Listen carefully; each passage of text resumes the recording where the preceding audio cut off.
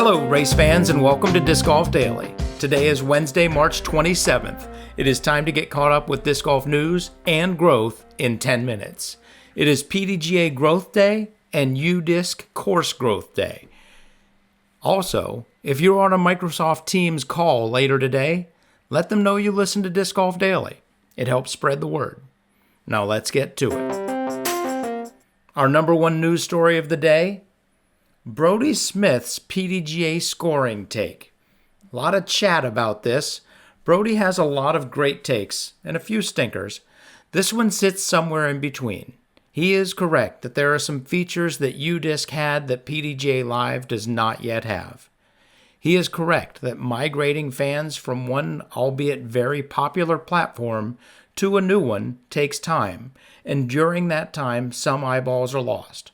However, there are already stats that we did not have before, and the sky's the limit for the improvements that we will see over the course of the season. For their first bite at live scoring on the big screen, I'm actually impressed. In fact, I'll take a bet with Brodie that by the end of the season, the first season of live scoring via Pdga, that it will be better than where we were with UDisc at the end of 2023.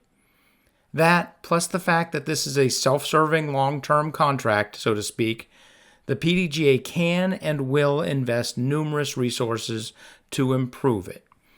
We, the fans, and all of the Pdga tournament directors will be better off in the long run, and my bet is that it won't even take that long. Our number two news story of the day: the Players Meeting email newsletter had some great U.S. women's takeaways. Number one, Baby Maple Hill in the making, Brian Earhart. The venue at U.S. Women's is a disc golfer's dream. Besides the championship course, it has the Austin Beer Works Brewery, a restaurant, a pro shop, a putting course, a kids' play area, and plenty of parking. So maybe it's not quite Maple Hill with that parking comment. It's one of those tracks where if you're dialed, then every hole can be birdied. But if you're lacking confidence, then bogeys can come easy and often. Takeaway number two: Big Money Missy has evolved into Major Money Missy. While it feels like she's been here before, this was actually Missy Gannon's first major win. Since 2021, she's found success at big 4-round events: Throw Pink, twice at Ledgestone, and twice at the Tour Championship. When it comes down to it, Missy knows how to win when the stakes and money are at their highest. And this time around, it took a 1004 event rating to bring home the $12,000. Takeaway number three from the players' meeting: people stepping up when the going gets tough. The women are playing a brutal stretch of events these 3 weekends. Who is stepping up so far? Number one, Valerie Mondahano.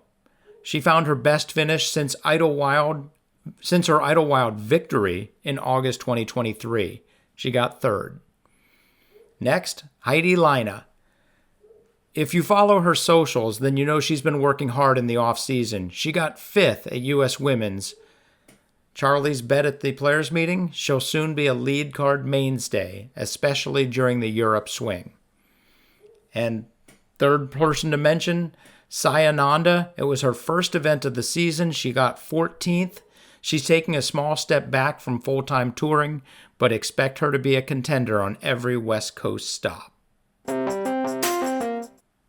Our third news story of the day: the DGPT put out a pretty fun Instagram post. If you can only spectate one event, what event are you spectating? Get your voice heard. Link in the show notes to vote now. Currently, the MVP Open by OTB, the US DGC, and the European Open lead the way. Now it's time for some Pdga growth stats and UDisc course stats.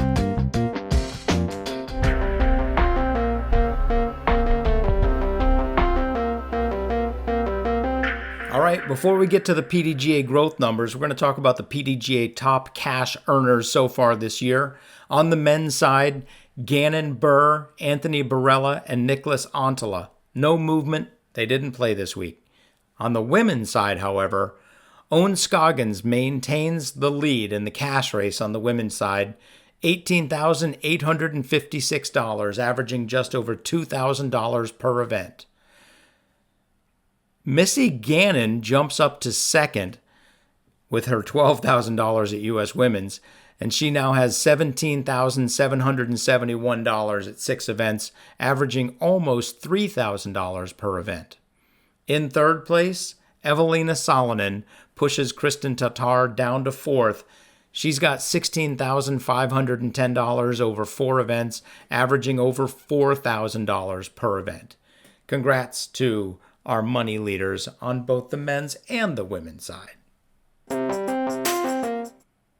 And our top 20 PDGA earners, this is comparing 2023 top 20 versus 2024 top 20.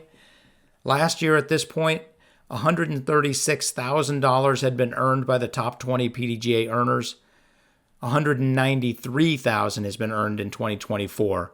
40% growth. Killing it, 2024. All right, now let's get to the next not so great stuff. PDGA approval growth. This is the number of discs and baskets that have been approved in 2023 versus 2024. In 2023, at this point, we'd had 88 discs and or baskets approved. This year, 49. It's 45% less. Basically half as many. PDGA event growth, basically flat. There were 1,759 events in the first almost 4 months of the year. Nope, 3. January, February, March, just 3 months. And there's been 1,775 in the first 3 months of 2024. Less than 1% growth. One sad statistic for us, event attendance growth. So again, these numbers are a little blurry, but it looks to me like the average attendance at this point last year was 58, an average of about 58 people per event. We're doing just about 44 people per event this year. That's 25% less, and that's where that is. Hopefully, as the spring develops, as the sun comes out and the nicer weather gets more people playing, we can bring up the average attendance at these tournaments. Current PDGA members, 94,990. Let's call it 95,000. We're all friends here. Estimated total numbers at the end of the year. Did I say members or numbers? Estimated total members at the end of the year, 134,050. That's about 2% less than last year, and I'll say 2% less than my personal goal. Current highest PDGA number, 283,278. It is still fascinating to me that's over 30,000.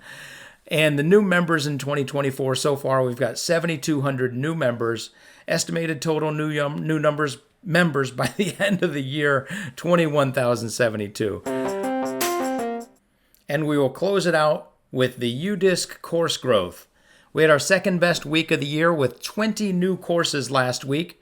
11 of those courses were in the United States, 4 were in Canada, and Norway, Czechia, Australia, the United Kingdom, New Zealand, Switzerland, and Thailand all added 1 new course each to give us a total of 20. The average courses per week right now, 16.8. The end of the year, we should have 15,972 courses. Here we go. And that does it for us today. If you have any thoughts, news, or opinions, shoot us an email at discgolfdaily@aol.com. Have fun, throw 'em straight, and hit the thin gap.